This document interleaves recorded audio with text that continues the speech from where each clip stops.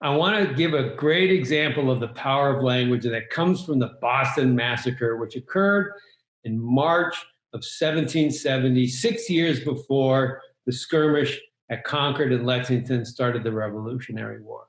And it's depicted in this fine lithograph that appeared in the newspaper. And we could see the orderly British soldiers commanded by their officer to fire upon the holy, friendly, and innocent townspeople. Now, this is also one of the greatest pieces of propaganda ever because it did not look at all like this. And oh, by the way, there's a sneaky musket sticking out of looks like one of the custom house windows.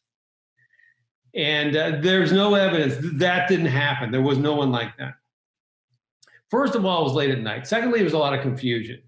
Thirdly, the townspeople had clubs and snowballs, which were chunks of ice. Sometimes they were packing rocks and oyster shells in them, and they were throwing them at the soldiers. The soldiers were more dispersed than this, and the officer was in front of the soldiers, and the officer was saying, "Don't shoot."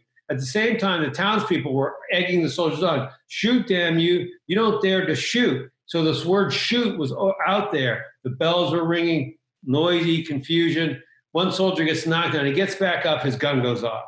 Whether he deliberately fired it or he heard the word shoot, but not the don't part and fired it, or whether he just stumbled as he got back to his feet and fired it by accident, we don't know. But then a few moments later, another gun, then a few moments later, two more guns, and eventually the whole line of about 12 soldiers discharged their weapons, and 5 colonialists were killed.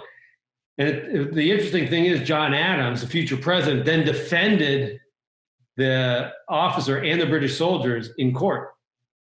And it came down to the words.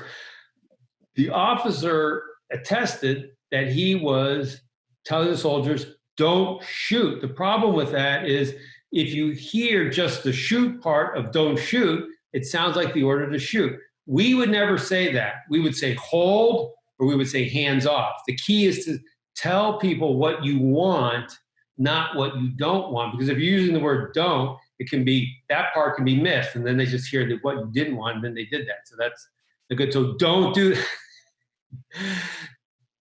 This is why we pay so much attention to language, and this is why it's so important on the submarine. And this is an amazing piece of propaganda. I'm David Marquet. Pay attention to your words. That's your leadership nudge.